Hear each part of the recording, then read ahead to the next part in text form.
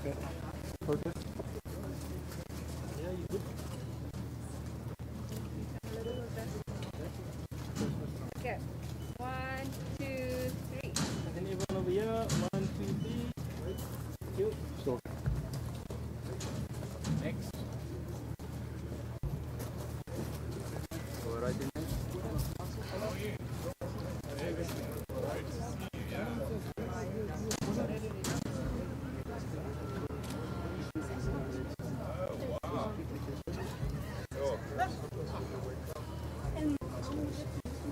Thank you so much. Really appreciate it.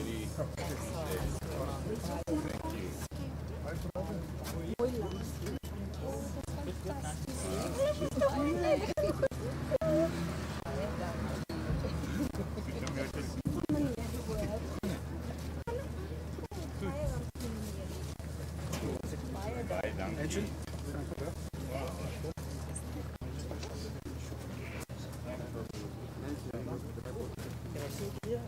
dank. One, two, three. Huskies. That's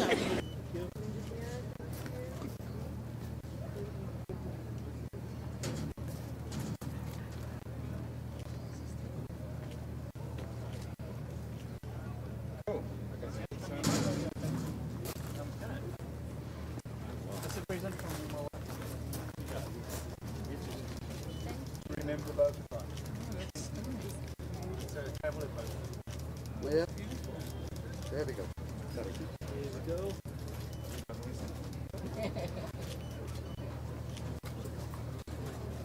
Oh, beautiful.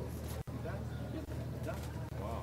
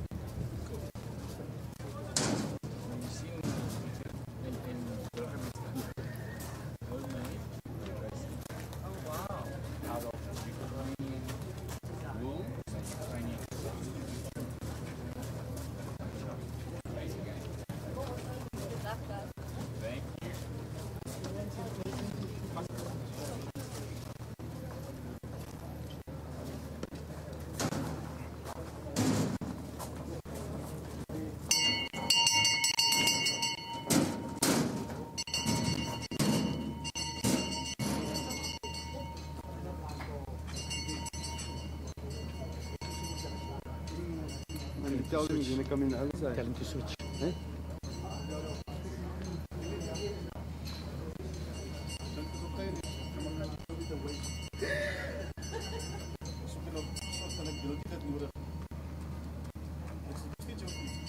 Yeah, you can look. Again? The thing is here, they may switch already.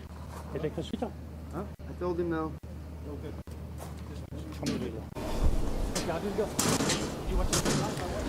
Ladies and gentlemen, just a reminder of the arrangements that I mentioned earlier. The toilets, as you exit the main entrance, turn right, walk all the way to the back of the church premises. You'll see the toilet block there. Members and guests are welcome to take photographs. No flash, please. If you require an interpreting device, please raise your hand. There are officials that are keeping an eye out and will provide you with the device. Please remember to return the device when you leave. The English interpreting will be on channel 1, Afrikaans on channel 2, and Xhosa on channel 3. If there is an evacuation, the speaker will announce the evacuation. Officials will be on hand to guide you out of the building. Members should please exit through the door to my right, and all the guests through the main entrance. The muster point is the parking area at the museum parking, and there will be officials to guide you. Please remember to take all of your belongings when you leave. Guests in the galleries, please remember that you are not allowed to display any posters or placards. The gallery rules are pasted throughout the hall, so please familiarize yourselves with those. Thank you very much.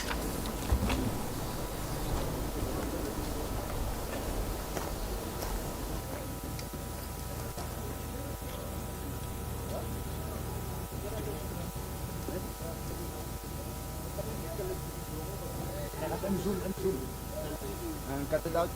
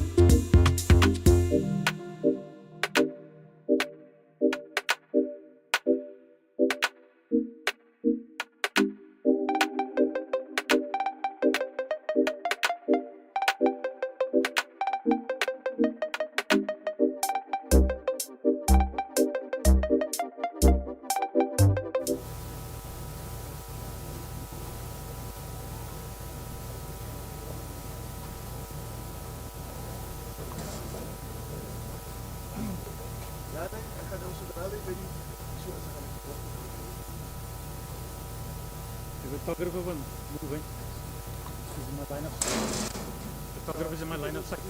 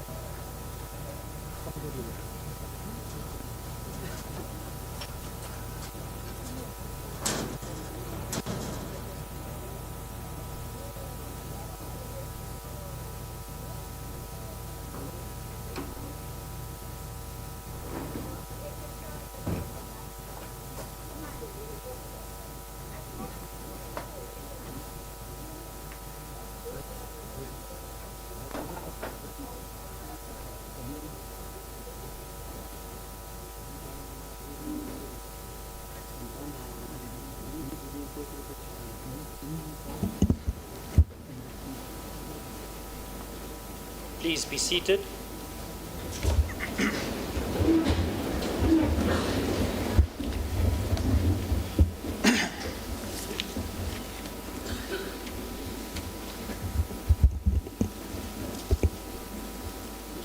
Before we proceed, I will allow an opportunity for a musical introduction. We are joined by two South African music legends who call the Western Cape home. Zolani Mahola and Aaron Halevi. They will be performing their brand new song called When You Step Up.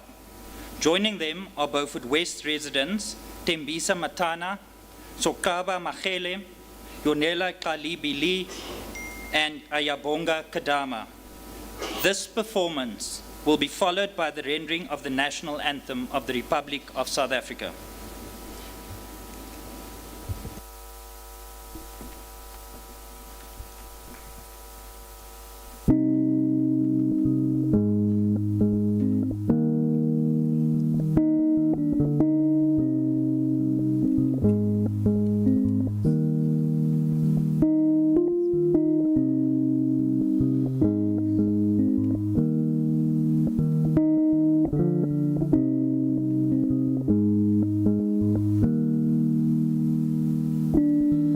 Everybody's looking for someone to lead us. Everybody's looking for a savior, please. Who could that be? But nobody looking in the mirror sees that the ones who are gonna save us are you and me. When you step up, everybody knows you're here. When you step up, we can see the future clearer. We stand so tall, we are a mountain undefeated. We're so much stronger when you step up. When I was young, I didn't know what my voice was for. All I needed was someone else to walk me through that old bender. But I'm not a child no more. I am the one that I was always waiting for. When you here. When you step up, we can see the future clearer. We stand so tall, we are a mountain undefeated. We're so much stronger when you step up. The world is better when you step up. We are stronger, we shine brighter, we go farther, farther together. We shine brighter, we stand taller, we are braver, braver together. When you step up, everybody knows you're here. When you step up, we can see the future clearer. We stand so tall, we are a mountain undefeated. We're so much stronger when you step up. When you step up, everybody knows you're here. When you step up, we can see the future clearer. We stand so tall, we are a mountain undefeated. We're so much stronger when you step up. We stand much taller when you step up. The world is better when you step up.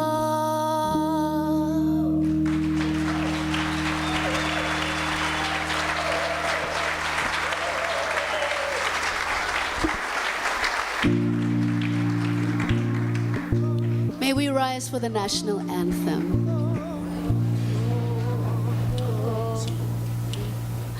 Nkosi sikeleli Afrika, maluphakanisa uphondo lwayo, izwa imithandazo yethu. Nkosi sikelela thina lusapho lwayo, murena bulu kasitshaba sa Yesu, umfedise dintswali matswenye, usibuluke, usibuluke murena, usibuluke sitshaba sa Yesu, sitshaba sa South Africa, South Africa. A deep low van onze hemel, die diepte van ons Heer, oor ons ewige gebed is, waar die kranse antwoord gee. Sounds the call to come together, and united we shall stand. Let us live and strive for freedom in South Africa, our land.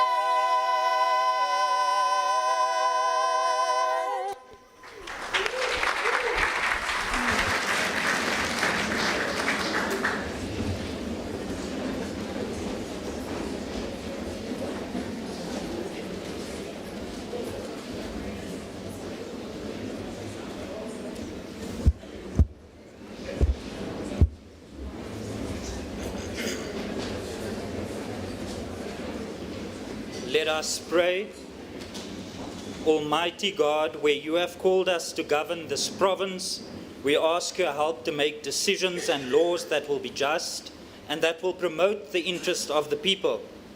Almagtige God, ons bid dat U gedurende ons vergaderings ons die nodige wysheid sal gee en ons motiewe suiwer sal hou en dat U ons sal help om al ons tekortkominge te oorkom en al ons besluite aan U op te dra.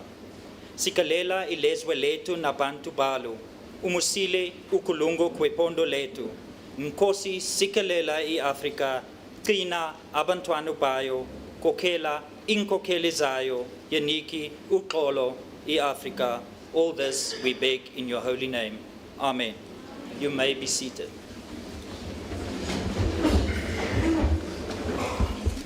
Order, members. I want to take this opportunity to welcome our esteemed guests to the sitting today. Please note that for this sitting, the standing rules of the House will apply. Further, in compliance with the powers, privileges and immunities of Parliament and Provincial Legislatures Act of 2004, this entire hall, including all visitor seating areas, passengers and ablution facilities, will be regarded as the precincts of the Provincial Parliament. Before we proceed, I would like to make some comments about the logistical arrangements. Today we have honourable members present in the House with the presiding officer and the table staff. Allow me to highlight some of the important housekeeping rules for this sitting. The Secretary and his administration will ensure that there is a dedicated technical support team at all times during the sitting. Honourable members, the quorum requirements for the sitting of the House are provided for in the Constitution and the standing rules. Unless there is a unanimous indication of unanimous concurrence, voting will be confined to members present in the House and who are entitled to cast their votes in accordance with the standing rules. Members who are present in this hall have all the privileges and immunities imparted by law. Honourable members who are considered to be out of order by the presiding officer will have their microphones muted and will be called to order. Honourable members, the Sergeant at Arms will record members' attendance. Today's sitting shall be governed by the standing rules, and in instances, honourable members, where these rules cannot be applied, the ruling by the presiding officer is final. When an honourable member wishes to raise a point of order, such an honourable member may address the presiding officer as normal, but must mute his or her microphone when he or she has completed speaking. Honourable members, you are kindly requested to ensure that your microphones are unmuted when I recognise you, and to mute your microphones when you have finished speaking. I kindly request that those who are not members of the House to observe the decorum of the House. For the purposes of this sitting, language interpreting services are available by using the devices at your disposal. Should guests require an interpreting device, please raise your hand and an attendant will assist you. Officials are available to assist honourable members who are experiencing challenges with accessing the service during the sitting. Honourable members, I have to announce that in accordance with Rule 14 of the Standing Rules, today, the 26th of February 2025 at 6:30 p.m. has been determined as the date and the time for the Premier's opening address. This sitting, honourable members, is meant specifically for the purpose of affording the Premier of the Western Cape an opportunity to deliver his opening address. On this occasion, no business other than the address by the Premier will be entertained. I also wish to remind members that the debate on the address will take place tomorrow on the 27th of February 2025, when members will have an opportunity to engage fully and debate the Premier's opening address, and the Premier will reply to the debate thereafter. Honourable guests, honourable members, please now afford me the opportunity to recognise the Honourable Premier of the Western Cape for an opportunity to address the House. Honourable Premier.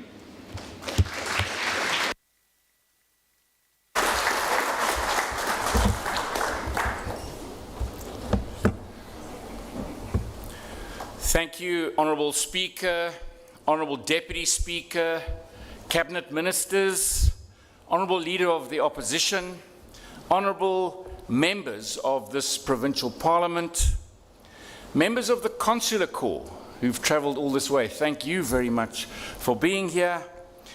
Executive mayors and deputy mayors, municipal managers, servants of our people, special guests, people of the Western Cape, en die spesiale mense van die Karoo en Beaufort Wes.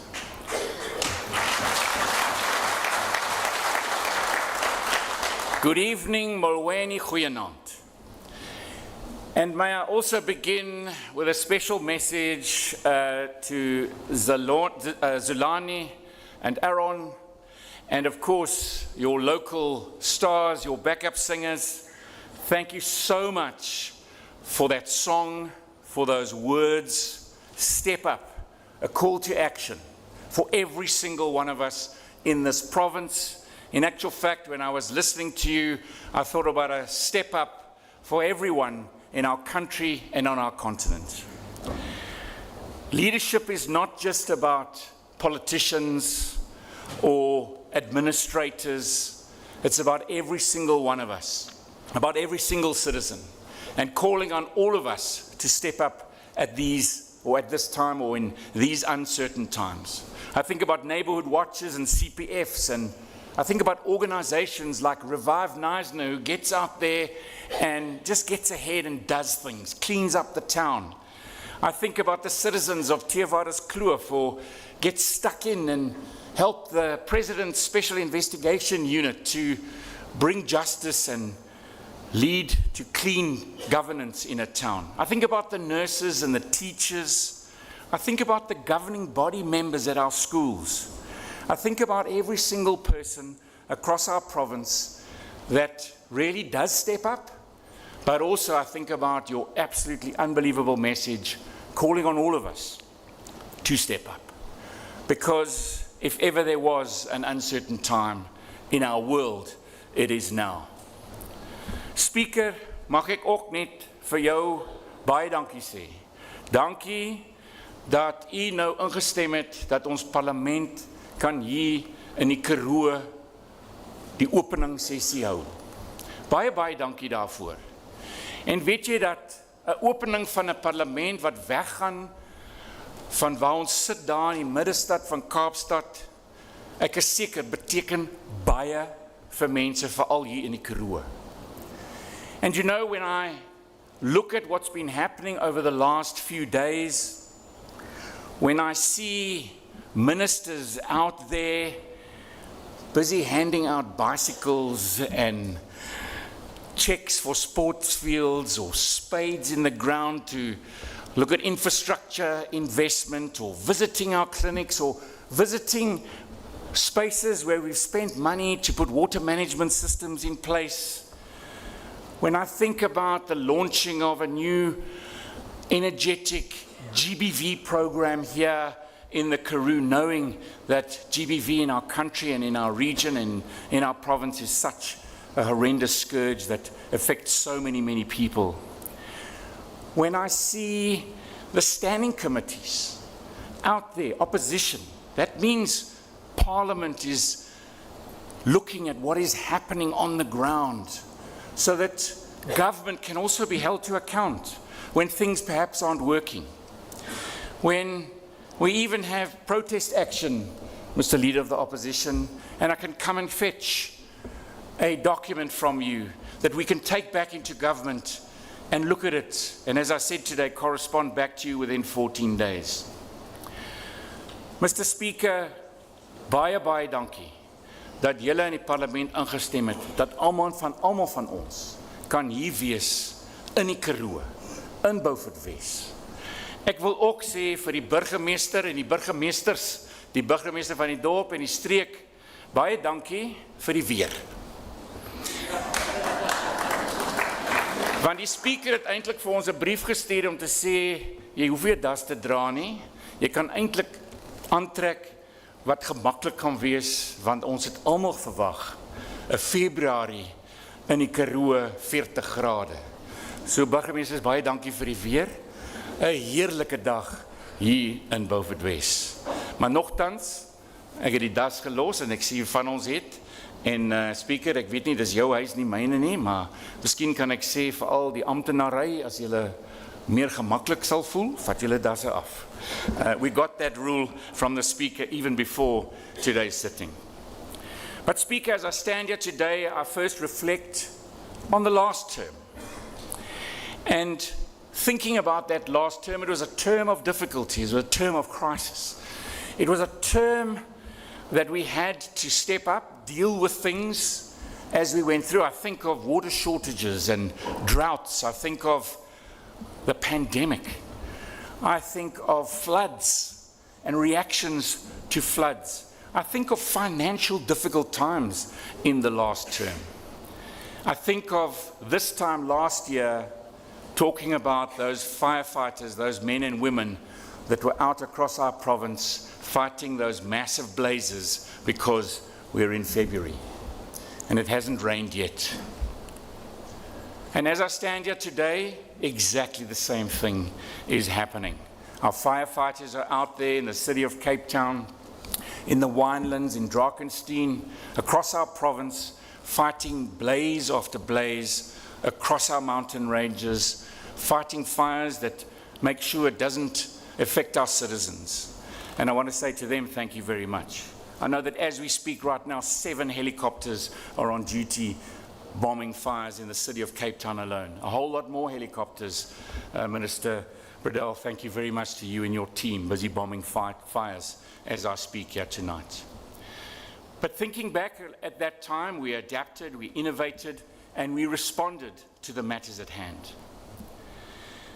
I think also, and Mr. Yedwa, thank you very much for being here from Eskom. I think about the time that we lost all those power lines, and local government, provincial government, national government, Eskom, everybody got together and saved 40,000 residents from months of no electricity. Managed to step in, innovate, find ways to fix that problem, and as we do in this province, we step up. And so again, the message for this year is step up. Speaker, each of the moments and many more forced us to find new solutions. And today I'm proud to stand here to say that we have. We've partnered with municipalities and the private sector to add another 5,700 megawatts of affordable, reliable, renewable energy to our grid by 2035. I'll say a bit more about that later. We've stood together to expand our law enforcement efforts by deploying more law enforcement and traffic officers and canine units to make our communities safer. We've built schools in less than 100 days and invested in infrastructure across our province that enables us to grow our economy and more jobs. Dit is wat die Weskaap definieer. Ons steek altyd ons hand op, maar nou vra ek dat ons almal moet meer inspring en meer doen. We have to step up more than ever before. How we respond both as leaders and as residents matters. The way we engage each other matters. Listening with compassion and responding with humanity matters. Taking a personal responsibility, whether it's picking up litter or tackling a big policy issue or big policy challenge, matters. Holding spaces for difficult conversations without inflaming divisions matters. In times like these, it can be tempting to take the easy route, to play politics instead of solving the world's wicked problems. But that is not who we are. We are not afraid to work hard, make the tough calls, because we know that when we focus on one clear goal, we will achieve the extraordinary. Speaker, this province is built on robust dialogue and listening. As I make this speech, we are in very uncertain times. No clarity on our budget. We've gone through processes since last year already. Processes in MTEX, processes in budget policy. We've gone through processes as cabinet. And at minute 99, all of those allocation letters actually mean nothing. So we are in very uncertain times. International markets are in distress, and elections are resulting in massive policy shifts across the world. Aid is being cut, and free trade is being replaced by trade barriers and tariffs. But while I think of those negatives, we also have major opportunities. In 2025, our country plays host to the G20, the first time on the African continent. We also play host to the many ancillary events that come with the G20. I think of the B20. On Monday and Tuesday, I had the honor of being part of those global CEOs from around the world, those Sherpas from Brazil, our own Sherpas here in this process in South Africa for the African continent, and the Sherpas who are going to take over the G20 from the US. Sitting in those B20 meetings, understanding that the world is in turmoil, and talking about how business is going to find its way in this new uncertain environment. As we sit here today, our finance ministers from the G20 are all busy gathering, talking about the new environment that the world finds itself in.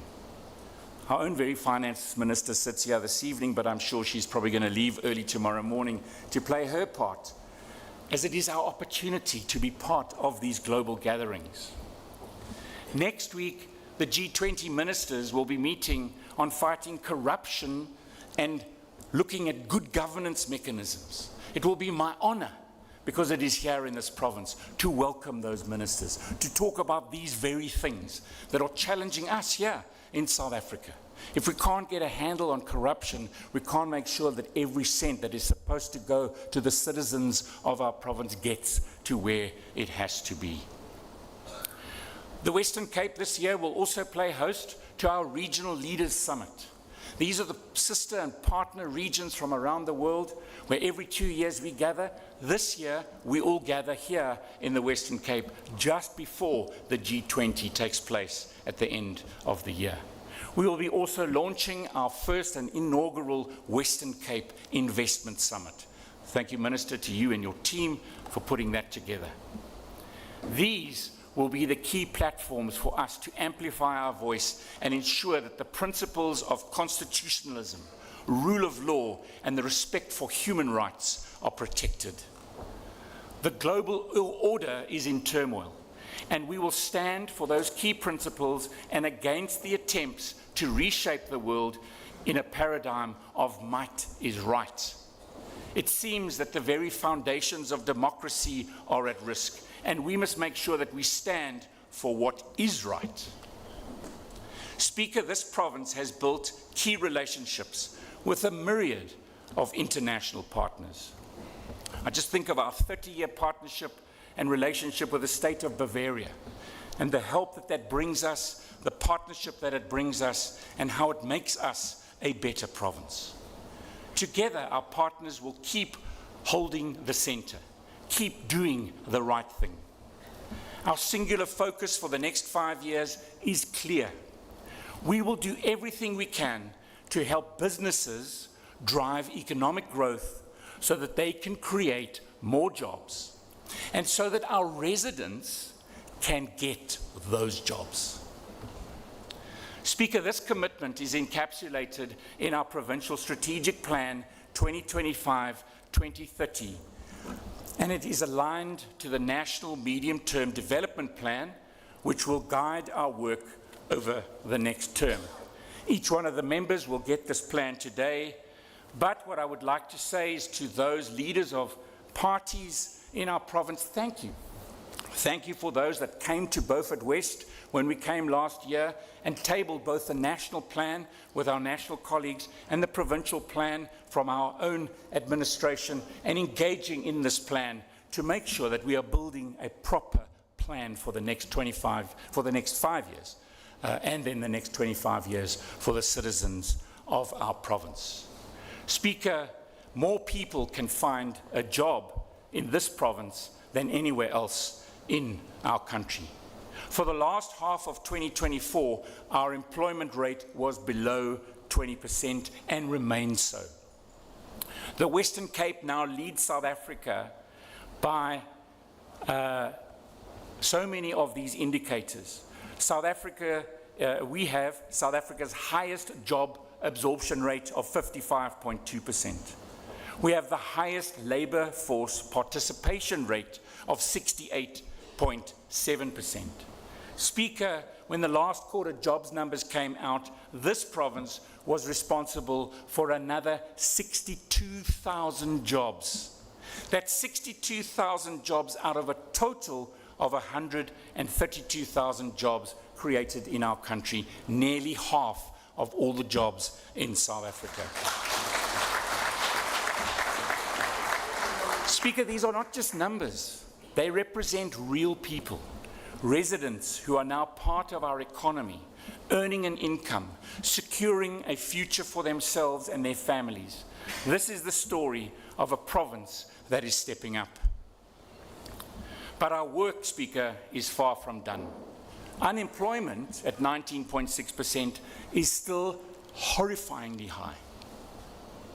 Only 1 in 5 job seekers is still unable to find work in our province, and we have to change that. We recognize the critical need that social grants play for the vulnerable. But I want us to rather celebrate when people progress off a social grant and into a job. A social grant is a safety net, a protection.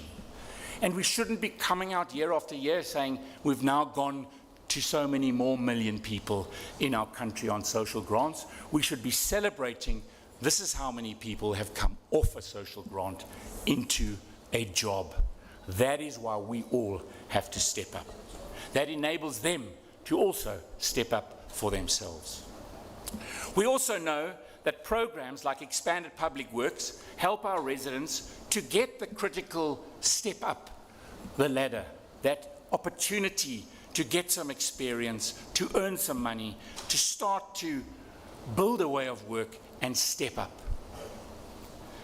Last week, the Western Cape government hosted a community information session here at Kwamandel Nkosi, here in Beaufort West, and Minister, thank you very much for doing that. I saw again yesterday the kind of projects in our infrastructure spend where those individuals get at least a 2-month opportunity of 4,500 Rand a month. That makes a massive difference. But to those people of Beaufort West wat daai kans kry, gebruik daai kans. Gebruik daai kans om te leer. Gebruik daai kans om jou CV te bou. Gebruik daai kans om in te kom in die toekoms van 'n voltydse werk. That is actually the province that we need to build. A job is more than just financial security. It gives you purpose and it gives you dignity. As I always say, nothing stops a bullet like a job. Nothing puts food on your table like a job. And nothing gives you dignity like a job.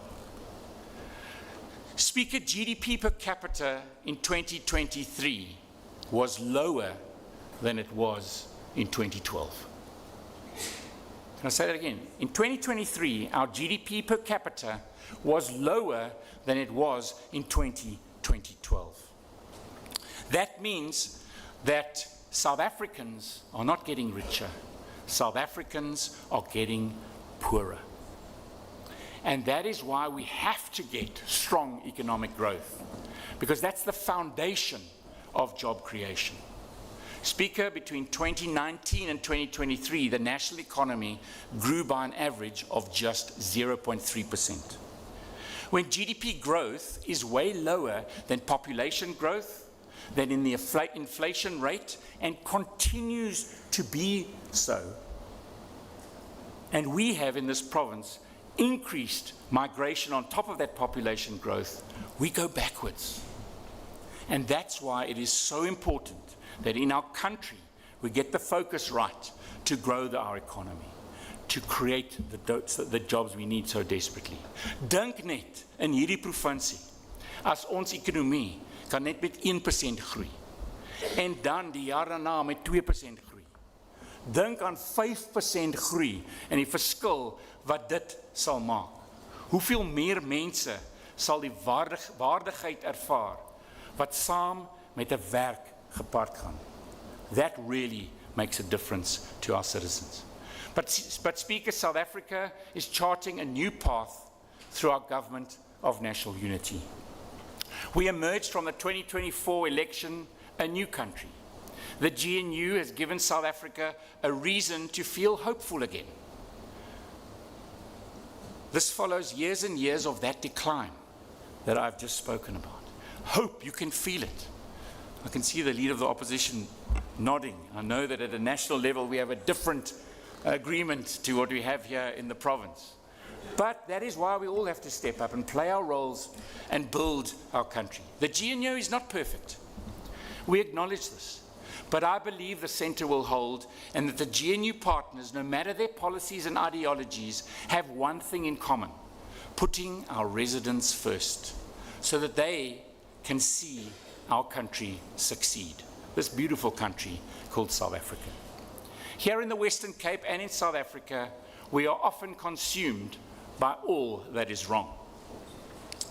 But I was recently invited to participate in the Munich Security Conference.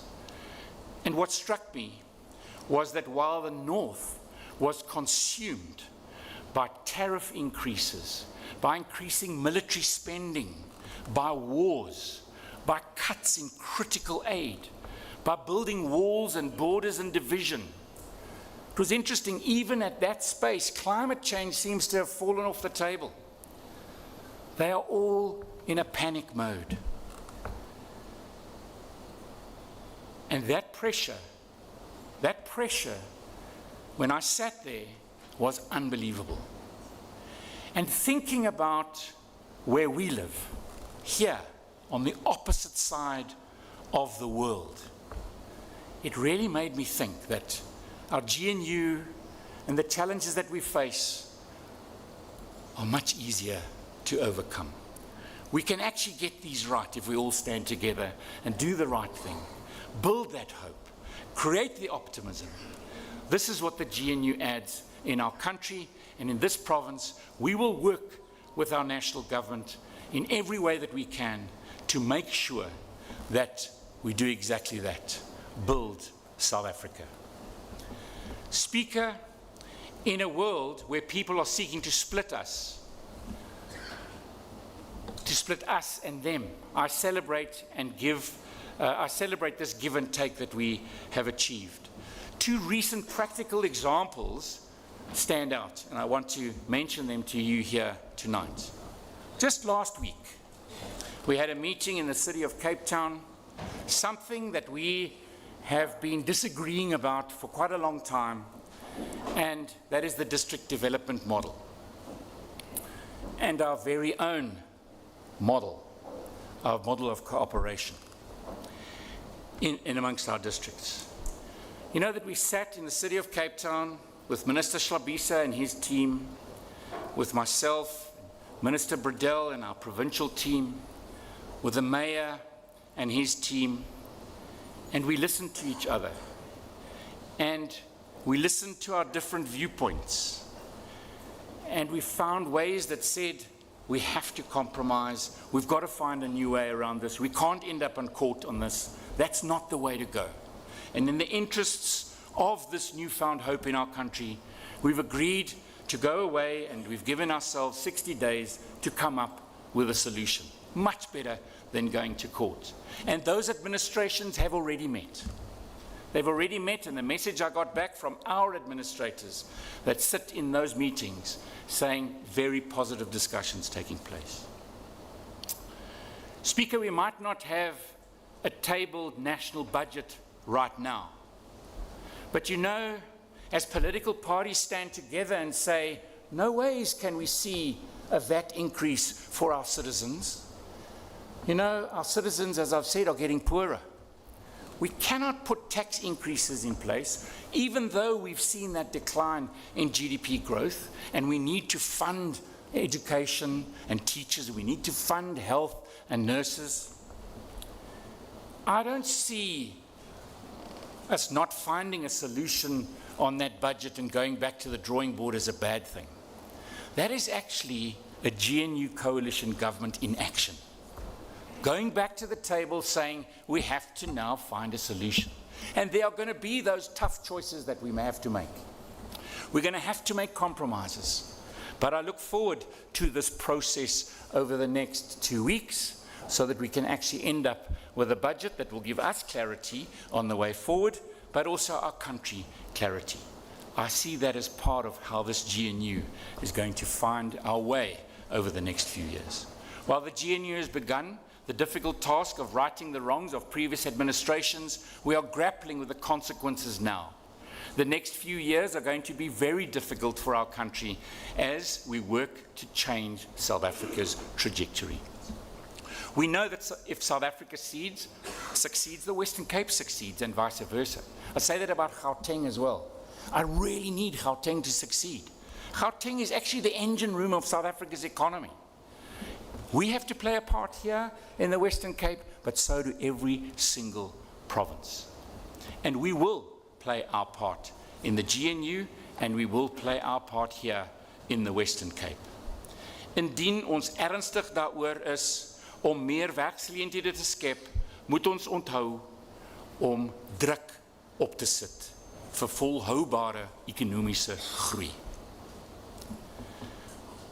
Why, Speaker, is this collaboration key? Through our partnership with the GNU and initiatives like Operation Vulindlela, we will work to remove barriers to investment, cut red tape, and unlock the economic potential that enables businesses to grow and employ more people. And it's exciting to see the Vulindlela teams coming, engaging with the DG and our teams in our boardrooms, looking at ways to find these solutions. A critical part of Operation Vulindlela must be to dramatically improve the performance of the Port of Cape Town and developing other ports like Saldanha and Mossel Bay. And of course, don't forget other ports like airports. Our airport is at capacity, and we have to see the investments now going into that airport, the new private airport, and even our smaller airports in our smaller towns across this province. The TAD group from Elgin region. This is a group of comprising of more than 50 farms or agricultural businesses, highlighted the estimated cost of inefficiencies in the Port of Cape Town to the province's pear and apple industry. And nearly 1 billion a year is what the inefficiencies cost our economy. Just imagine if we can turn that around. It then turns to exponential positive growth. You know, that translates to a loss of 26,000 Rand per hectare of farmland.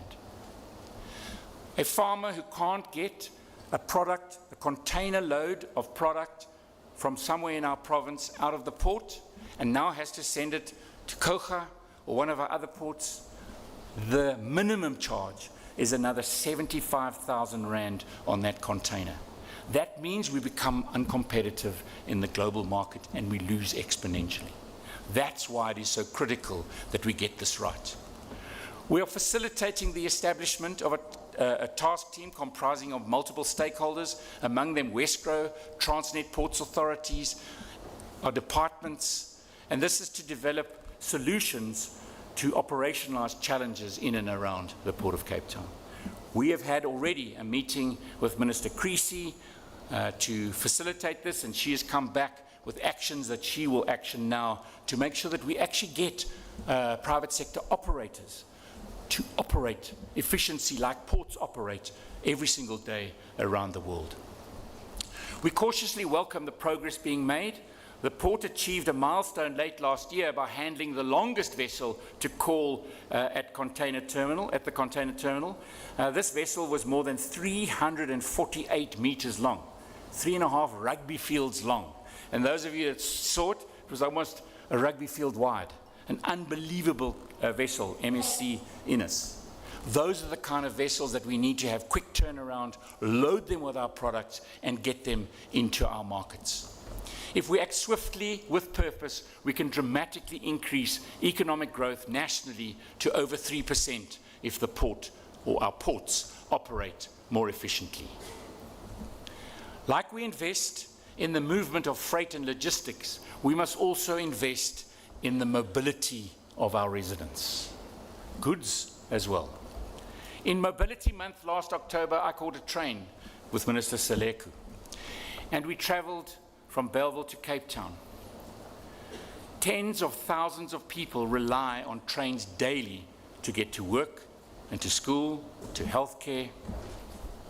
We are currently working with PRASA to support the ongoing restoration of rail as a backbone for transport of thousands of people in the city of Cape Town. We used to have 600,000 people a day catching a train. Now our average is around 80,000. We've got a long way to go. But there seems to be a will. We still believe we've got a devolution of rail management, but we are working together to find a solution. Because out here in the Karoo, I promise you, julle het nie daai verkeer wat hulle het in die stad. Dit raak erg. But Speaker, it is also clear on mobility that we have a lot more to do. In December 2024, we celebrated 10 years of the Go George bus service. I think back to the humble beginnings of 2014, where we had 12 buses and 3 routes.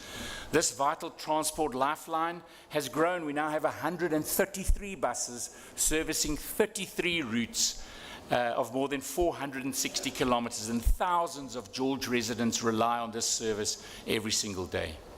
And thank you, Minister. In October last year, we launched the new Go George bus service linking Thembalethu with the George industrial area. And I see now that those weekly passenger trips are nearing 21,000. That is unbelievable in a region that is fast growing in our province. And when you put transport and mobility solutions in the middle, it just enables the economy to grow even faster. The Western Cape is proving that when the right policies and infrastructure are in place, the right investments follow and jobs get created.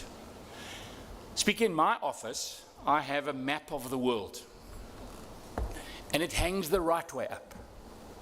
Most maps of the world, specifically in the north, they hang them the wrong way around, because we are actually here in Africa at the top of the world. The Western Cape and South Africa, we're at the top of the world if you hang the map the right way up. And that speaks to me every single day about our positioning in the world. I spoke to you about how I felt when I was in the middle of global political change when I was in Munich 2 weeks ago, a week and a half ago, listening to those speeches of outgoing chancellors in Germany, from Chinese leaders, from Ukrainian leaders, from American leaders, J.D. Vance's speech and how that went down amongst the citizens of Europe. I was sitting right there, and as I said earlier, it was amazing to come back here, walk into my office and see that map and understand where we live. We fix some of these problems, we become the destination in the world. The importance of how we position ourselves in the world is critical during these times of indecisive and, as I said, tariff wars and thinking of war. But getting back to this place at the top of the world and looking at our track record, we have, in the last few years, attracted 296 foreign direct investment projects, and that value of 171 billion was added to our economy. Cape Town and Stellenbosch are among the top cities in our country and in Africa for foreign direct investment. Between 2021 and 2023, we recorded 35 direct investments from the EU alone. That was to the value of 7.37 billion.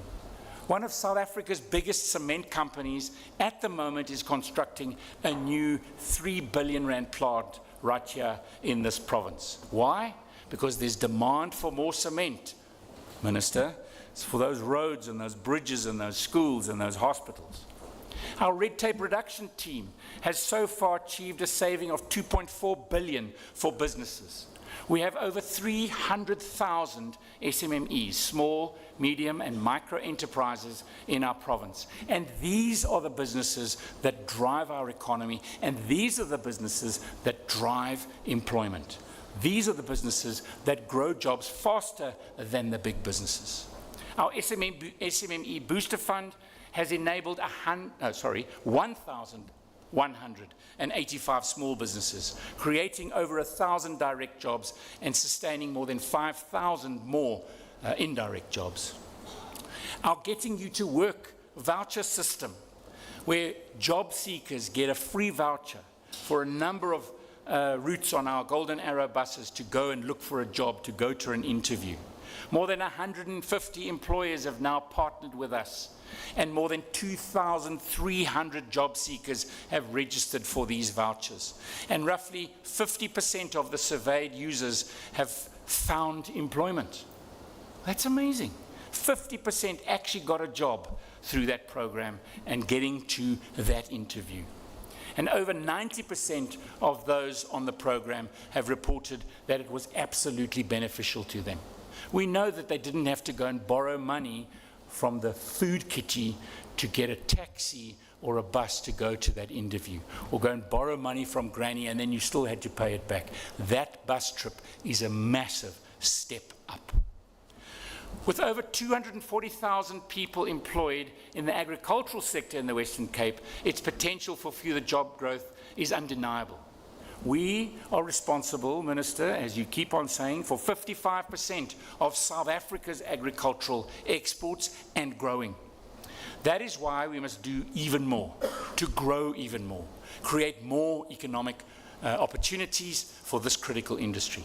Over the past several years, the Western Cape agri-processing exports to the rest of Africa increased from 35% to 37%. Africa is a key partner in our agri-exports. It's got to be. And the relative share primary agriculture and agri-processing to the Americas increased from 6 to 9% and 7 to 10% respectively. Over the past year, we have made significant progress in supporting our agricultural sector and rural communities. Among our achievements, 35 rural projects completed, creating 1,417 job opportunities and rehabilitating 31,471 hectares of agricultural land. Direct support to 13 red meat producers, 2 grain producers and 19 black commercial farmers, big farmers. Assistance for small farmers, subsistence farmers, and food security initiatives helped 3,930 households establish food gardens. Funding for the Lower Olifants River Water Users Association to maintain 268 kilometers of the concrete-lined canals that support approximately 840 farms. I'm also so happy that the Clan William project, that dam project, is now well on its way and the wall increase going up very nicely. I've personally been there and seen the concrete being thrown. I've seen the space created for the hydro plant that's got to be connected to it, and we know that that is going to create another 9,000 hectares of potential agricultural possibility for growth and jobs. Investing 25 million to modernize the Provincial Veterinary Laboratory. And there again, Minister, not only vet services to this province, you give vet services to this country and to other countries in sub-Saharan Africa. And we will keep on doing that. In the past financial year alone, our Veterinary Export Certification Office issued 15,203 export certificates, confirming that animal products from this province meet international standards. Speaker, our efforts to further enable tourism to grow more jobs is also paying off. Tourism is a critical economic driver. The World Economic Forum estimates that for every 30 new tourists that arrive, 1 new job is created. We have therefore set a target of 1 million additional tourists to come to our region. That will create 33,000 more jobs over the next few years. The number of arrivals at Cape Town International Airport in December 2024 soared to their highest ever in the last 12 years. 160,537 international arrivals in December through our airport. We passed the 10 million mark in that very same airport. That's why I say we're at capacity, and now we need infrastructure investment to enlarge it. This is largely due to the Cape Air Access Initiative, which we know has been running for quite a few years, but has seriously paid off dividends. 7 new airlines through 7 new routes are touching down in the Western Cape with 1 million inbound seats. On Saturday night, and I see the CG, thank you very much for being here, the Chinese Consul General and myself joined a few of our colleagues and our National Minister of Tourism and our National Minister of Home Affairs, and that's specifically because of our new Trusted Tour Operator Scheme, where tour operators in China and soon in India will make it so much easier to get a visa to come and visit us. That will exponentially grow our economy just by changing one piece of regulation. That's how easy it is to do sometimes. And we really thank Leon Schreiber for doing that. It is making a massive difference. So CG, the challenge for you and I, and of course the challenge for the airlift team, is I really look forward to that direct flight out of Shanghai all the way in to Cape Town. And so that's the next thing we've got to work on. Speaker, the cruise line industry, just as the airline industry, is also growing in leaps and bounds. And just the passenger vessels and crew generated 1.5 billion rand in expenditure, supporting 1,965 jobs across various sectors. Ons wil egter aanhou met hierdie fondasies wat ons gelê het en 'n hefboom te gebruik, moet ons seker wees dat ons 'n arbeidsmag het wat toegerus is om hierdie geleenthede aan te gryp.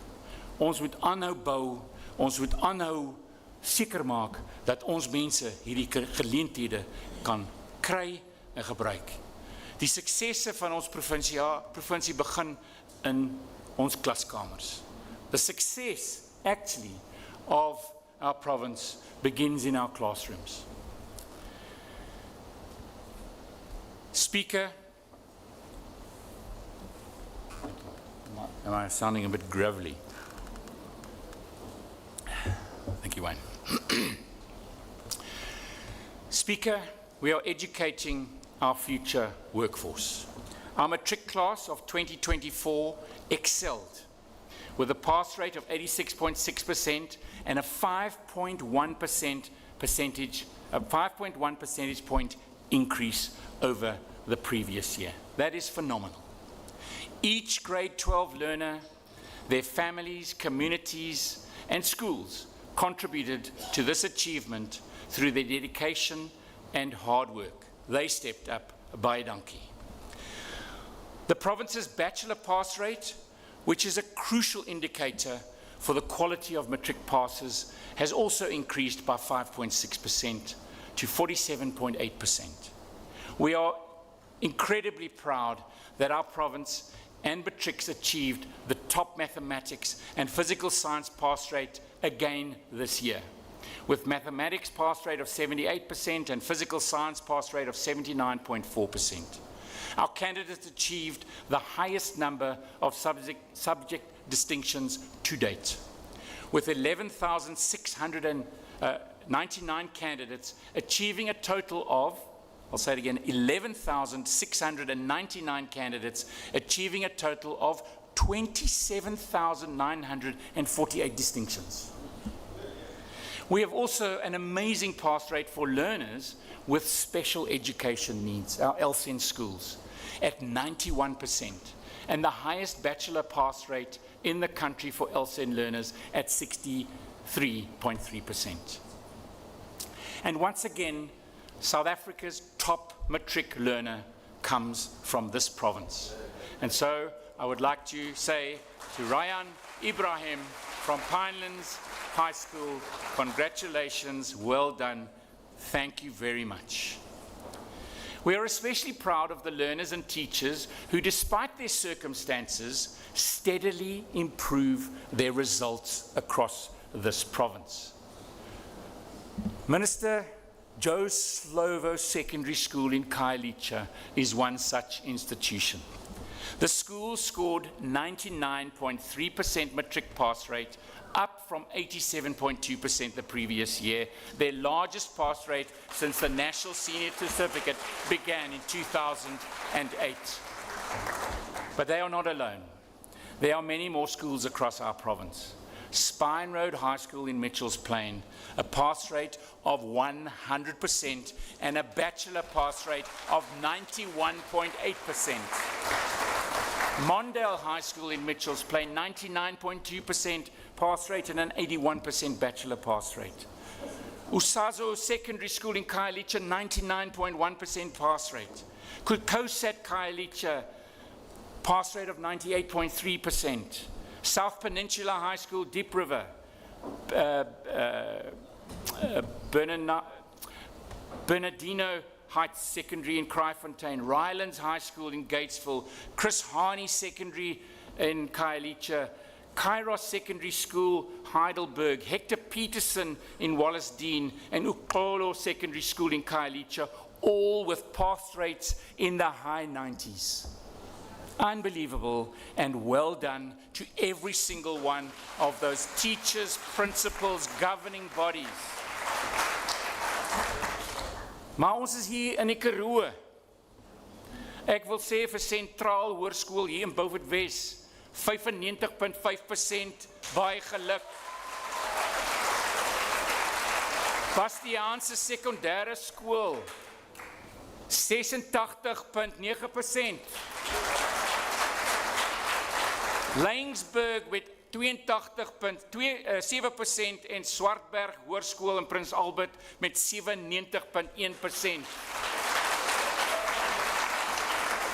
Maar die boodskap vir daai skole is net so Spine Road, julle kan dit ook doen. Net soos Joe Slovo, julle kan dit ook doen. Ek sien uit vir volgende jaar vir 100% in elkeen van ons skole hier in die Karoo. So thank you very much for every single one of you who are preparing our learners to become part of a thriving, growing workforce in this province and in this country and across the world. Our efforts to further improve the quality of our future workforce are being acknowledged.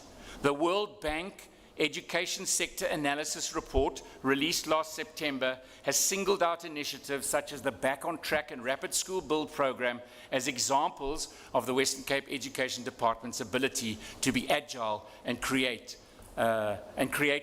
in overcoming some of our wicked problems.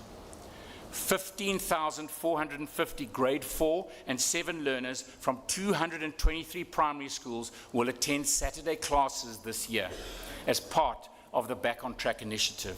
These classes, which have already begun, will focus on mathematics and languages. 8,000 grade 12 learners will receive academic support as they prepare for their matric exams this year. This will include Saturday classes and revision camps during autumn, winter, and spring school holidays. Our teachers will also receive professional development support through the Back on Track program. In-person training will be provided to 2,483 grade 1, 4, 7, 8, 9, 10, and 11 teachers with primary focus on mathematics and languages. Additionally, online training will be available to all teachers for grade 8 languages and a variety of grade 10 and 12 subjects. These sessions were all well attended last year, and these sessions were attracting up to 540 teachers. I look forward to that number growing and enabling more and more teachers so that our schools can keep on getting better and better and more excellent results. Speaker, the department's annual systemic test results in 2024 confirmed that good progress is being made in reversing the learning losses of COVID-19. The Back on Track initiative is the only initiative in the country of its kind, and the province is also the only province in the country that conducts annual systemic mathematics and language for learners in grade 3, 6, and 9. The pass rate for grade 9 mathematics and grade 3 languages are now higher than they were in 2019. The University of Stellenbosch study also confirms that the Back on Track has demonstrated a significant success in mitigating learner losses caused by the pandemic.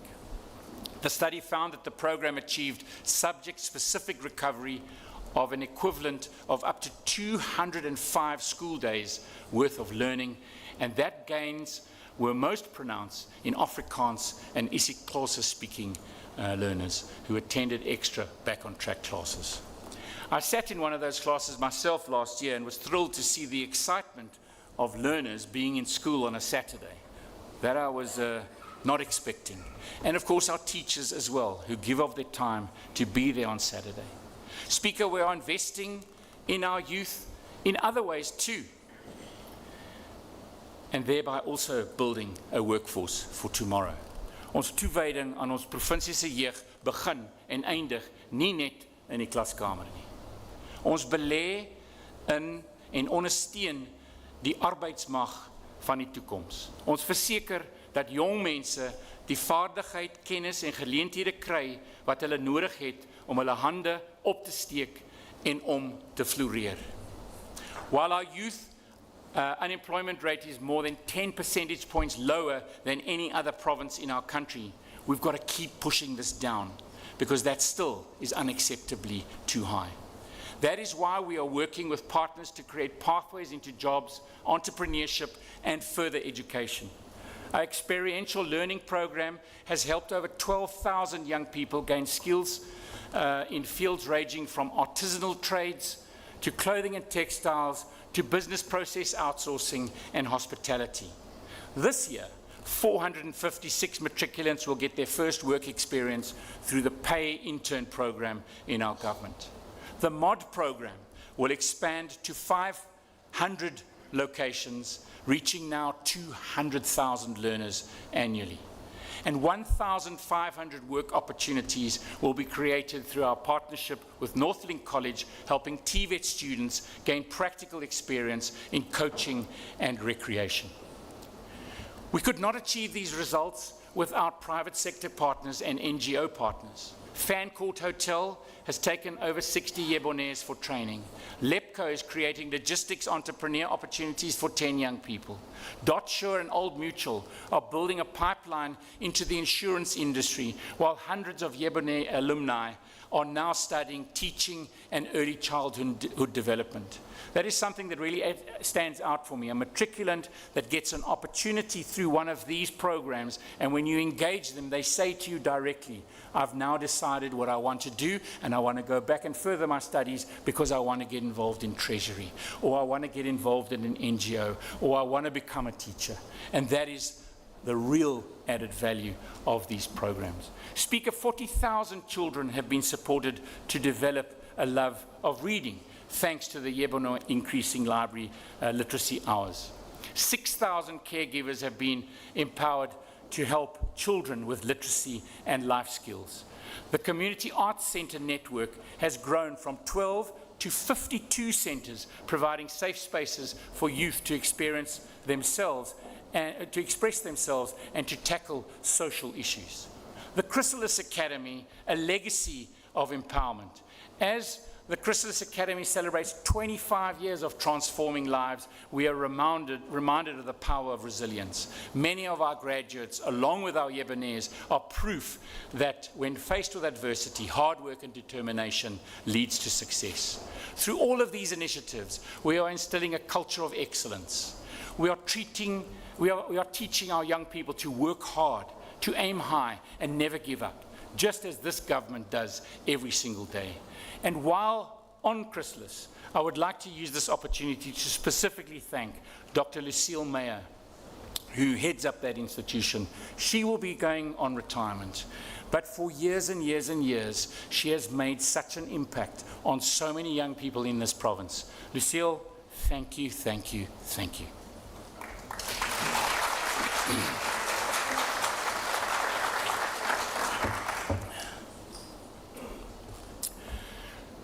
Speaker, for the Western Cape to thrive economically, we must support our residents when they need it most and ensure that they are healthy and are able to take advantage of these opportunities, whether they be in the classroom, on the sports field, or in the job market. That is why we are investing all we can, despite our constraints, in our health and social services.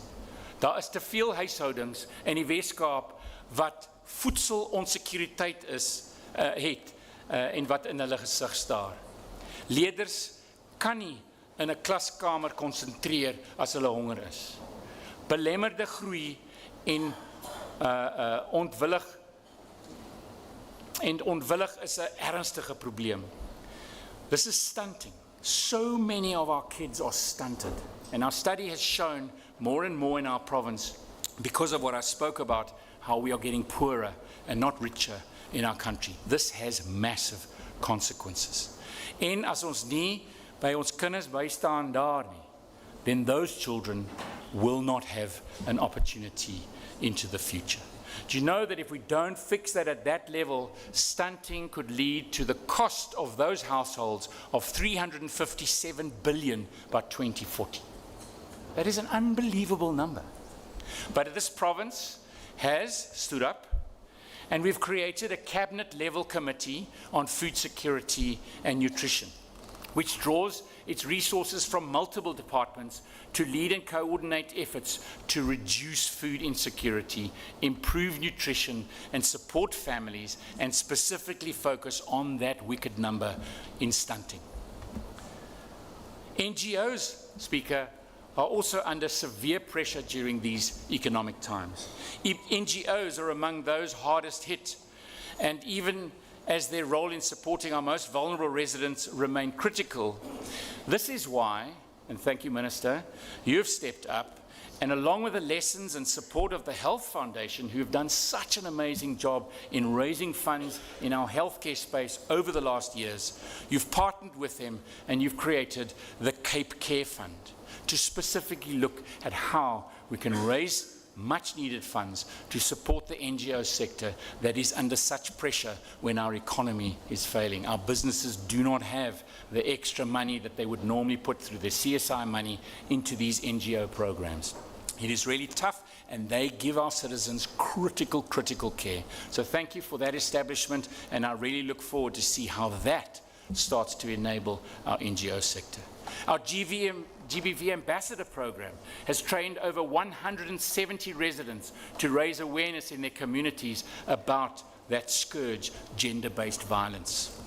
These tenacious individuals think little of giving of their own time as our broader efforts to end all forms of violence, at the same time offering much needed help to our social workers. Ordinary residents are stepping up to help us to end this scourge. One such individual, Dawn Marcus, I believe is here. Dawn here? Good evening, Dawn. Thank you very much for being here. Dawn Marcus has joined us this evening. And you know, Dawn came to one of our first Thursdays. She said she wanted to get involved and help. She engaged with the minister at First Thursdays. She was brought into training programs. She was trained up and is now a proud GBV ambassador in her community in Goodwood. Dawn, thank you so much for what you are doing. Thank you for stepping up. Just yesterday, we launched the 8th GBV Ambassador Program right here in the Central Karoo. Thank you very much for that. Speaker, to expand our service footprint, we have taken our services on the road. 3 DSD mobile offices, the first initiative of its kind in the Western Cape and in South Africa, are travelling across this province, bringing services and dignity closer to you. They've already travelled over 8,000 kilometres and already assisted more than 400 people and counting. Thank you for that. We have invested 86 million in the construction of the Easter River Hospital Acute Psychiatric Unit, the APU unit. This is just one aspect of a bigger initiative to build APUs and health facilities across the province at a cost of 279 million rand. The following projects are under construction at the moment: Caledon Hospital, Khayelitsha District Hospital, and the new Somerset Hospital. There has been impressive progress in the construction and upgrading of the Ravensmead, Botesig, and Ladysmith healthcare facilities. Thank you, Minister. The new Ravensmead Community Day Clinic, once completed, will include youth-friendly care, women's health, family health care, chronic disease management, mental health support, as well as emergency services, expanding new kinds of services to our citizens. The existing CDC in Botesig is being upgraded to serve more people. In 2024, we opened the new state-of-the-art Ladysmith Clinic at a 25 million rand investment in quality health care. This was relocated from the Ellen Blythe Hospital grounds.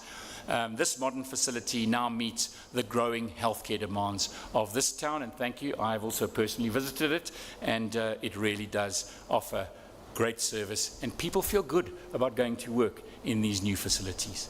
It offers world-class service, including chronic disease management and immunizations, family planning, and specialist care in dentistry and physiotherapy, amongst others. Speaker, over the past decade, we have invested 18.5 billion rand in metro healthcare infrastructure, increasing capacity, efficiency, and access to specialized care. Verliesdorp now has a new ambulance station that houses 3 ambulances and a HealthNet vehicle to serve rural communities. This improves emergency response times and provides a base for training EMS staff, benefiting over 15,000 residents and handling approximately 500 calls every single month. Speaker, the Tygerberg Hospital Modernization Project is proceeding well.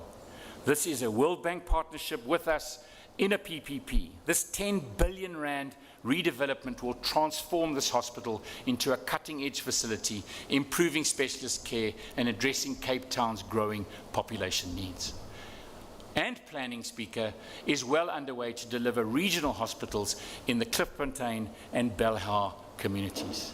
These initiatives represent a commitment to delivering dignified, high-quality health care backed by innovation and collaboration to benefit every single resident of the Western Cape and ensure that when opportunity presents itself, they are equipped to step up.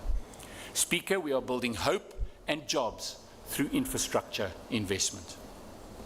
Die regering se sleutelrol is die ondersteuning van die ekonomiese groei deur grootliks infrastruktuur beleggings. En baie dankie, minister, vir die uitrol van daai beleggings. Ons infrastruktuurprojekte word deur die Weskaap Infrastruktuurdepartement en ons 2025 plan oorsien. In the last 10 years, the Western Cape has spent 98,855,526,000 rand on infrastructure. I should have said, now listen carefully, but I didn't. When you invest in infrastructure, you promote partnerships, you promote confidence, and you promote economic investment. And we are seeing the fruits of that investment everywhere we look. You see cranes, you see yellow fleet, road working machines, you see builders with workers going to work and investing alongside us in infrastructure. Government investment lays the foundation for the private sector to build upon and create a booming, job-rich economy. For every R1 that the Western Cape government invests in infrastructure, R5.63 is estimated in capital formation and investment directly and indirectly into the economy. So that nearly 100 billion rand that, Minister, you've invested over the last 10 years has got more than a 5.6 times actual stimulation growth rate. If you go to Worcester and to George, you will see how these infrastructure investments have put water facilities, be they reservoirs or sewage processing plants. If you go to the N7, you will see the Melkbos, Potsdam and Van Skoersdrift interchange. That's a 790 million rand project well underway. The Malmesbury new trunk road under construction. Those bridges are already built by businesses, new businesses that are emerging businesses and building these magnificent bridges for us. That is a cost of 650 million rand. And at a combined 39.5 billion for the next 3 years, the City of Cape Town's infrastructure budget is 80% bigger than the next biggest city, Johannesburg, and almost 100% bigger than the third biggest city, Durban. Because alongside our infrastructure investment, and Deputy Mayor, I see you here from the City of Cape Town, congratulations. When our municipalities and our province and our national government invest together, you exponentially build more and more hope in our economy. The vast bulk of the spend, a full 75% of the spend in municipalities and in Cape Town, is earmarked for projects that will directly benefit Cape Town's lower income households.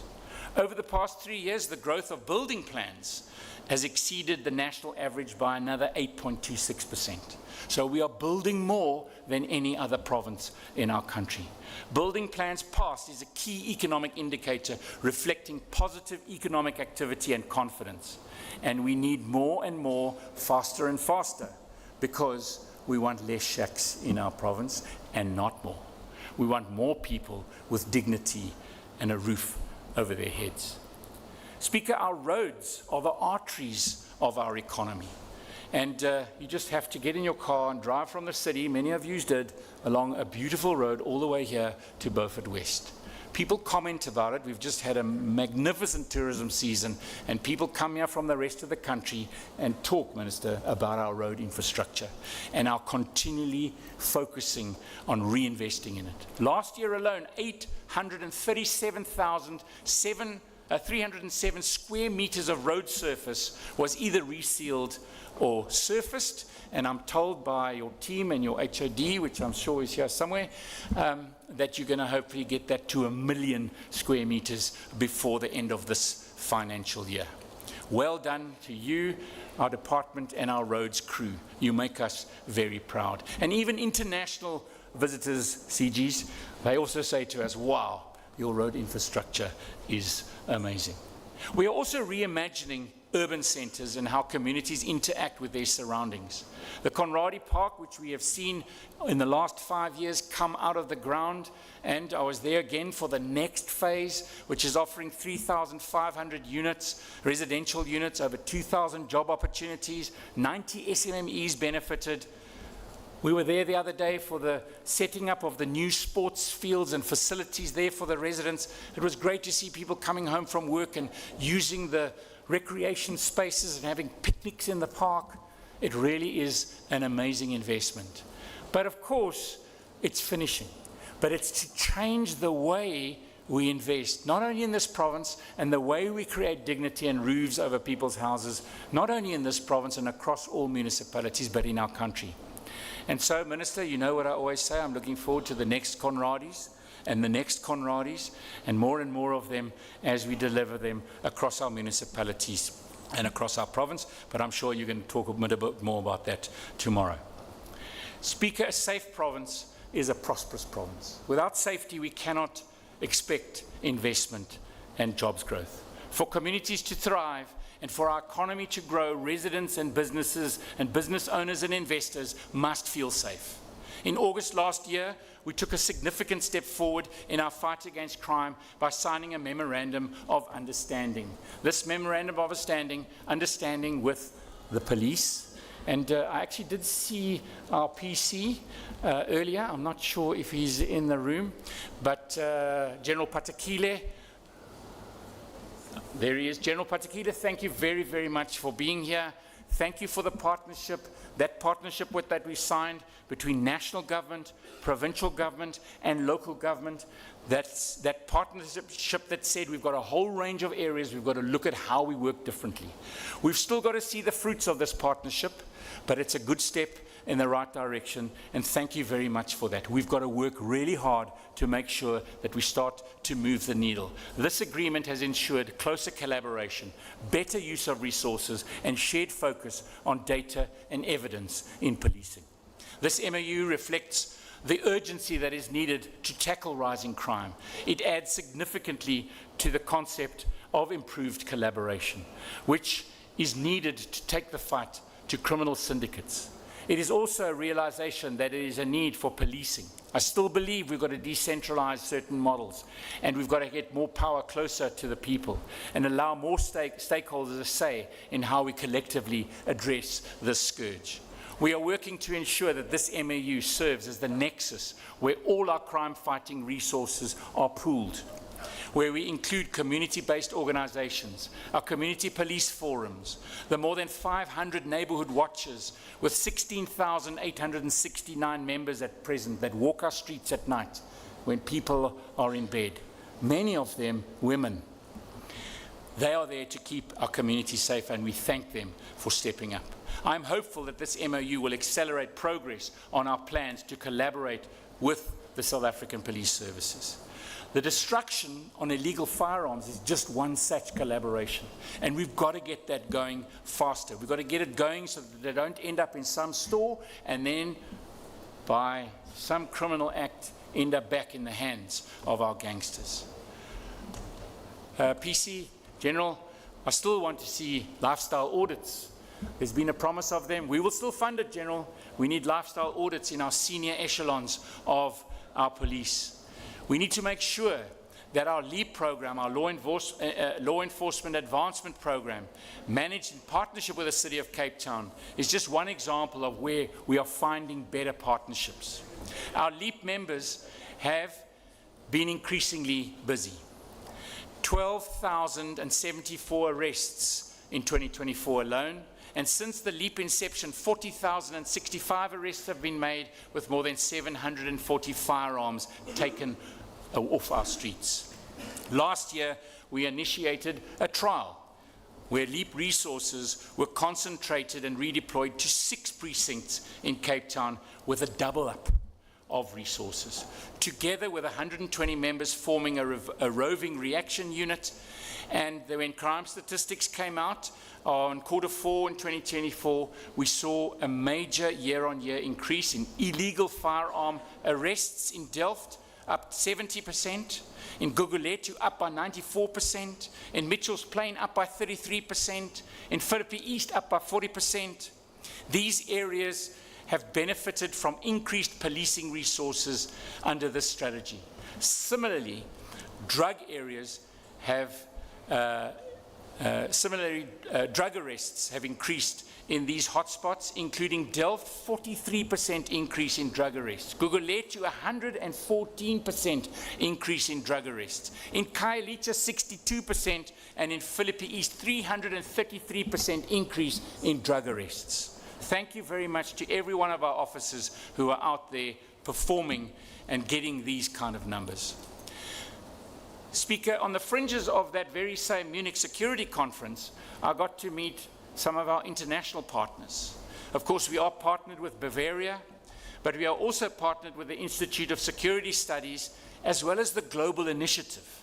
And together, they are also independently measuring our programs here in the province. And it was really good to see the difference, and General, it was good to see a reduction in crime in our province. Thank you for all that hard work. But it was also amazing to see how we use evidence-based policing, how we saw a control measure of a reduction of 3%, but we saw a 13% reduction in those hotspot areas where the double up is taking place, and SAPS and LEAP and law enforcement and citizens are coming together to fight crime. So that says to us we've got to do things differently, we've got to learn, and of course these independent surveys tell us exactly that. Speaker, in rural communities like in Mossel Bay and in Overstrand and in Swartland, we have increases in our safety units and our canine units that are out on patrol. And these units made 1,581 arrests in 2024. Our Peace Officer program offers another safety and security layer beyond Cape Town. Thank you very much, Minister. The 89 Peace Officer opportunities were created last year, while 60 more graduates are being trained. And in October, I attended the official opening of the Mossel Bay Canine Unit, and it was really amazing to see how these police officers, these law enforcement officers, how they work with those canines to really, can I say, take a bite out of crime. And Speaker, as we tackle today's challenges, we are also planning for tomorrow. PC, yesterday the crime statistics coming out was exponentially down. And we need to keep that trend going, and we will continue as per that MOU. And Minister, from our side in the province, we will continue to work with you in every way we can to make sure that we build a safer province.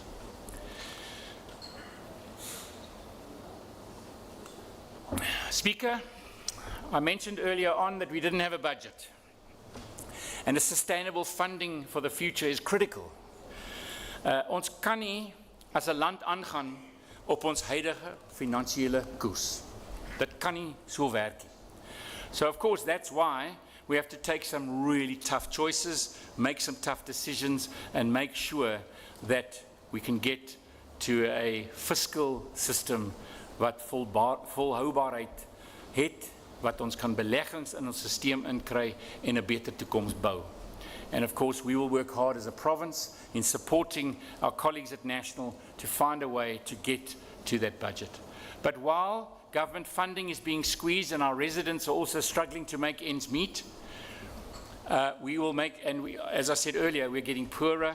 The escalating cost of food, Mr. Yedwa, the escalating cost of electricity is really becoming difficult. Fuel prices, poor households are finding it increasingly difficult to make ends meet. And of course, we will talk about some of those extra costs that maybe are looked at being brought in. We need to make sure that we find efficiencies in our system. In the last few years, in actual fact, electricity increases have come up at 650%. Now that is just not sustainable, and we've got to make sure that we find alternatives. The pressure over the last while with the growing budget cuts, the growing fiscal financial crisis have left us with less funding in order to maintain our recognized high standards of service delivery and support our most vulnerable residents. At the same time, our rapid growing population is placing greater pressure on all of our frontline services. To cut our equitable share and conditional grants are just brutal. And the coming years will be tough as we work to rebuild our economy. Yet even as our funding shrinks, our responsibilities grow. Do you know that our population grew by nearly 20% between 2015 and 2024? But over the next 10 years, the next decade, we are projected to grow by another 2 million citizens. That is an unbelievable pressure. We welcome our population growth. We welcome people coming to this province to put shoulder to the wheel, to solve our problems, to help us build a province, to step up. We welcome them. But of course, we must be better prepared, and we know that our front line are under huge pressure.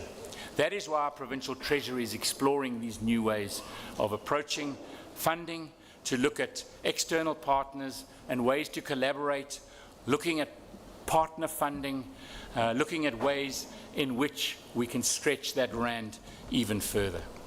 But Speaker, it is also about how we spend our money. En ek is baie trots om hier te staan om te sê in ons regering, ons het nou vir die laaste 2 jaar skoon audits gekry, nie net van in ons departemente. In ons departemente en in ons entiteite het almal 'n ongekwalifiseerde audit gekry vir 2 jaar in 'n ry. DG, jy en jou span, baie dankie daarvoor. But it's not only in our province that we get these unqualified audits. In 20 of our municipalities have now achieved unqualified audit status with no findings, and 6 of our municipalities are unqualified but with some findings. We still have a few municipalities that we've got to support and get across the line, and of course we have to work hard to make sure that they get there. But audits and good quality audit outcomes show good governance, and that's how you build trust. That's the foundation of enabling us to borrow more money. That's the enablement of trust why people want to invest, and that's how we create this ecosystem. And we will continue to invest, but sound government is not only about good audit outcomes and good governance, it's also about how we understand what our risks are and how we tackle those risks, whether they're investing more in managing cybercrime or, for example, putting money and the shoulder behind the wheel of climate change. I started off by saying once again, in opening of this parliament, our firefighters across the province are busy fighting fires because it is the fire season and getting worse. We're having less and less rain. Climate change has a massive impact on us. And I must say I stand here hugely honoured to have accepted the position of co-chair representing Africa in the Under 2 coalition of regions across the world. I, along with 3 other premiers, one from Scotland representing Europe, one from a province in Mexico representing the Americas, and a premier from South Korea representing Southeast Asia. The 4 of us are co-chairs representing our continents of regions. And more COP meetings are not getting the resolutions that we want, and regions are where the impact is felt of climate change. And so we have to step up. We have to step up. And along with our cities who belong to an organization called C40, and Under 2 and C40 have got to play a much stronger role in making sure we deal with disasters and climate change, not only here, but across the world into the future. Just in the last few years, since 2011, we have had 55 disasters in this province, 30 of those 55 in the last 4 years alone. And we've had to respond, we've had to innovate, we've had to build back quicker and faster using our own yellow fleet. We've had to really manage these disasters, and we have stepped up. And I want to say, as I said earlier, to our firefighting teams, but to our disaster teams, to our road workers, to people who get in there and put roofs back on our schools that blow off. Wherever the problems hit us from climate change disasters, we step up every single time, and we innovate, and we get it done. Thank you very much to every single one of them.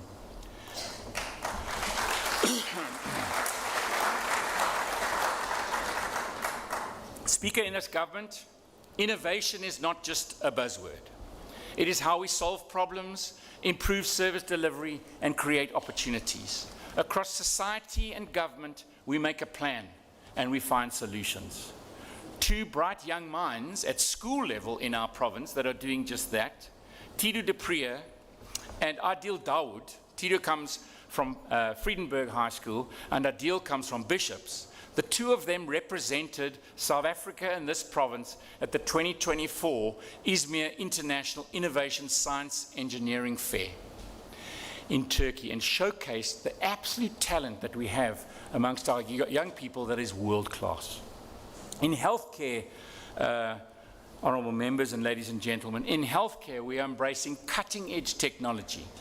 Georgie, which comes from George, a double robotic device which connects George Hospital to specialists in Cape Town or any other hospital around the world, and reducing unnecessary patient transfers in bringing top-tier expertise closer to our communities. Using innovation, using technology, added to what we were investing on 2 years ago in robotic surgery, and staying ahead of the curve as the only state-owned hospitals in the country and on the continent that offer these kind of new technological services. In social development, our social work integrated management system, or the SWIMS app, another use of technology and innovation, which is now connected 1,052 social workers and making it easier for them to do their job, to file and track and manage their workload.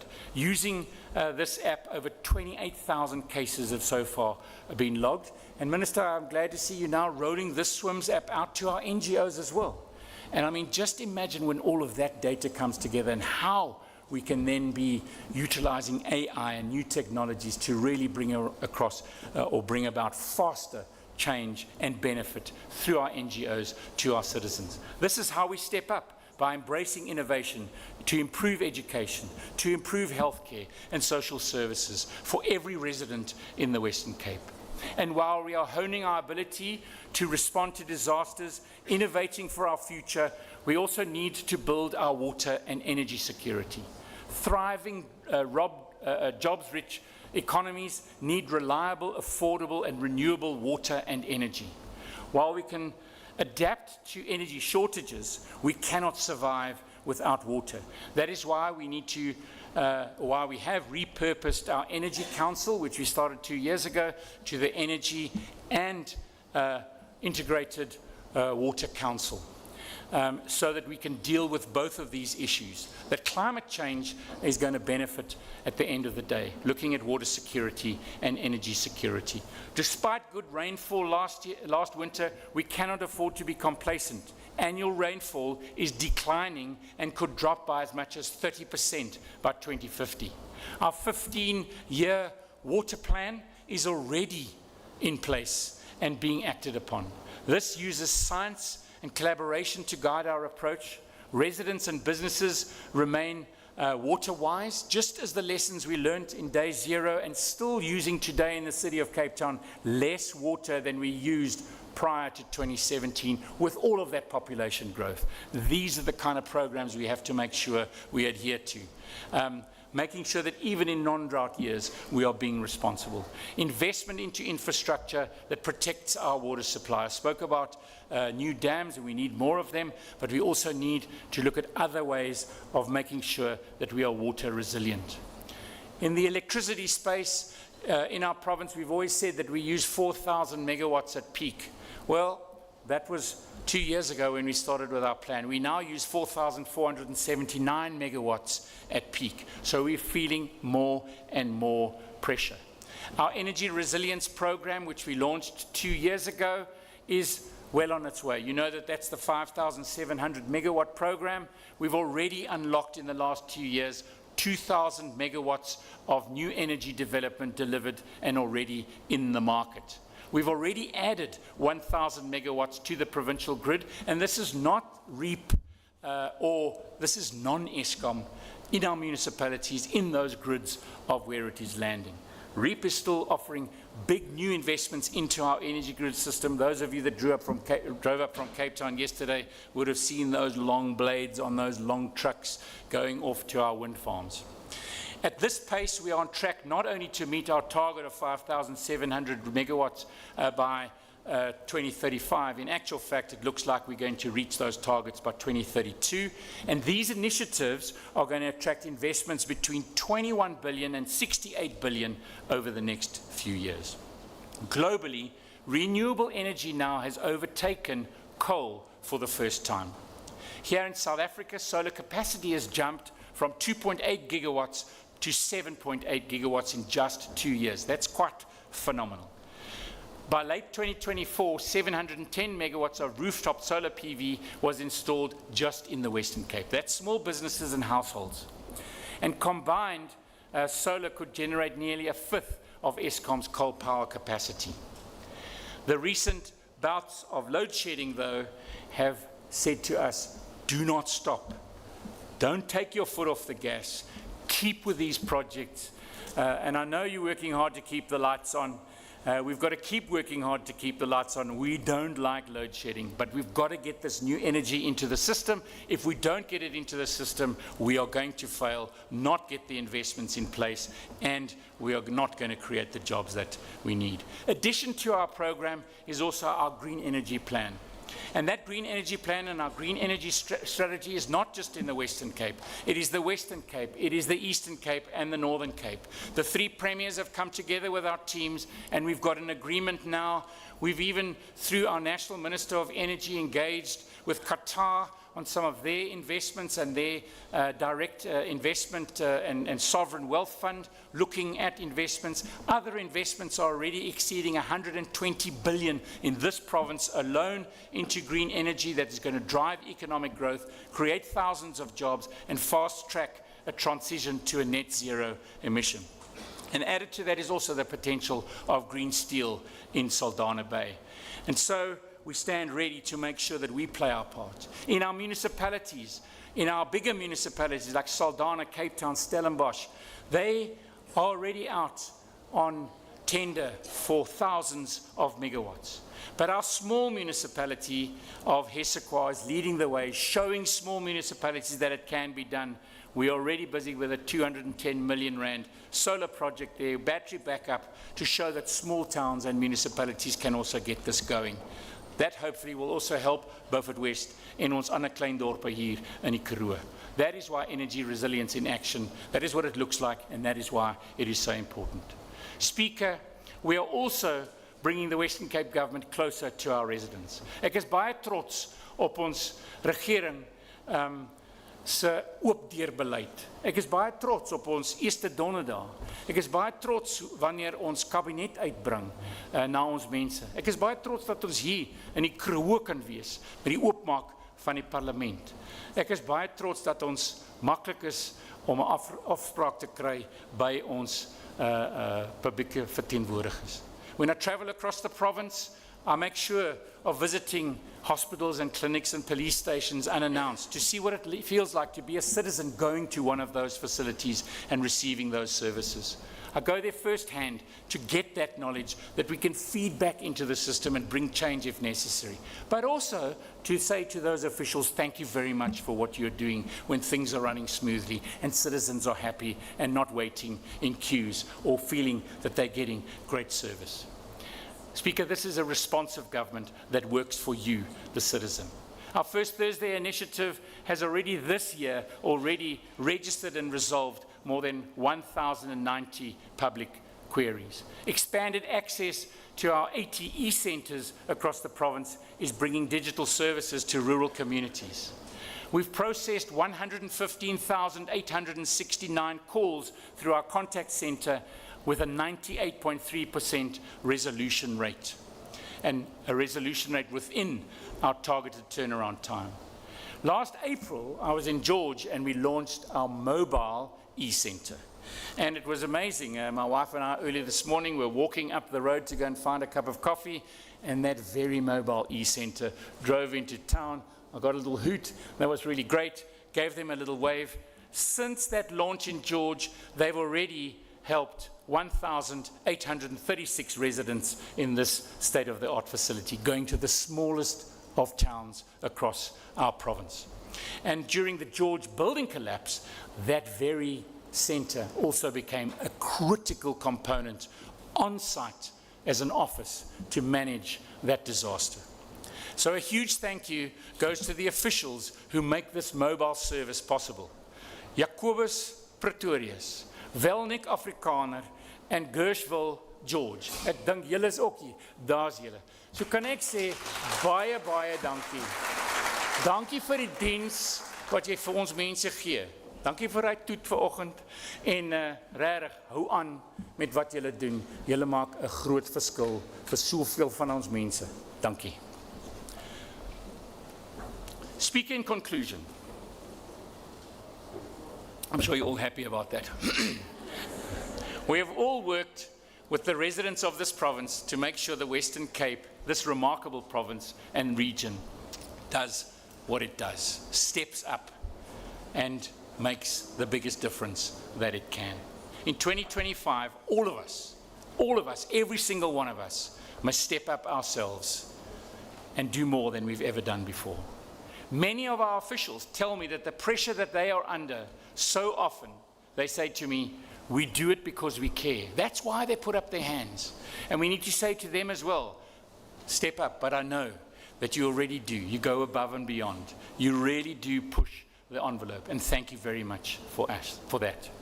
This reflects on our dedicated officials. Our peoples need their aspirations and expectations, and the heart of everything that our government does is about caring for our citizens. That's why we are there for you. We have faced uncertainty before, and we have always managed to prevail. Ons doen dit deur ons inwoners eerste te stel en deur saam te werk om uitdagings aan te pak. Ons inwoners het ons gekies om te lei, en ons moet nou die mandaat uitoefen tot ons beste vermoë om ons planne in dade te sit. Beyond all the hard work that we've put in over the past year, I am filled with pride when I see government being done right, and especially when it's done right here in the Karoo and in die Wes-Kaap. While there is much still to do, we feel proud of all that we have been able to achieve. Urgency and hard work underscore how this government functions, because every day each of us is stepping up. Speaker, before I end, I must say thank you to my cabinet colleagues. Thank you for the hours and hours that you put in. Thank you to the members of this parliament for the job that you do, holding us to account, visiting our offices and our spaces of service delivery, speaking to our residents, understanding where those pressure points are, and bringing it back here so that we can have those debates and those conversations that I spoke about, that we can look at how together we can all step up to build a better province.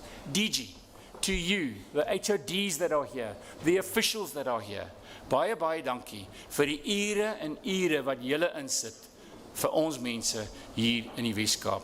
It does not go unnoticed. Thank you very much. Citizens of the Western Cape. Ja, ons kan vir hulle ander klap. Citizens of the Western Cape. I know that we have said, and it was said in a beautiful song as we started this evening, step up. Let's all step up again. Let's all push even harder during these times of uncertainty to make a bigger and bigger difference. So thank you for what you will be doing this year. I must say to my office, to the dedicated team in my office, thank you so much for the support that you give me, because without the work that you do, I wouldn't be able to do what I do, and we definitely wouldn't have the happy customers that we do have. So thank you very much for everything that you do. To Tracy, thank you for the love and support. To you and both, Jason and Lauren, I think without you, I definitely wouldn't be able to do what I do. And so the real backbone. Thank you so much.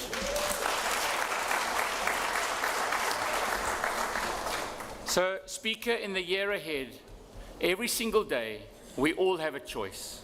We can choose to be negative, to break down, to fight amongst ourselves, or we can choose to step up, be constructive, to build a better province.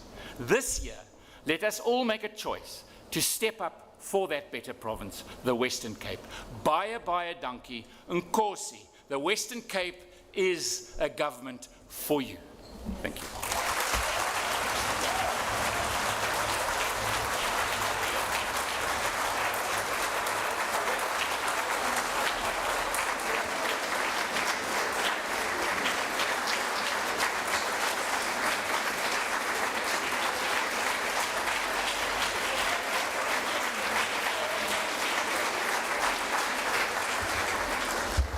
Order, members. Thank you very much to the Honourable Premier. Members, in accordance with Rule 15 of our standing rules, the Premier's opening address will be placed on the order paper for debate. Honourable members and guests, you are requested to remain standing in your places while the procession leaves the chamber. Honourable members and guests in the gallery, please note that on Thursday, the 27th of February, the proceedings will commence at 8 a.m. Members who have not yet received the documentation, I stopped it midway because I didn't want to interrupt the Premier. Can you please remain behind so that you can just get the documents that was distributed by the table staff? Honourable guests and members, I would like to invite you to join us for some dinner outside. And with that being said, that concludes the business for the day, and the House is adjourned.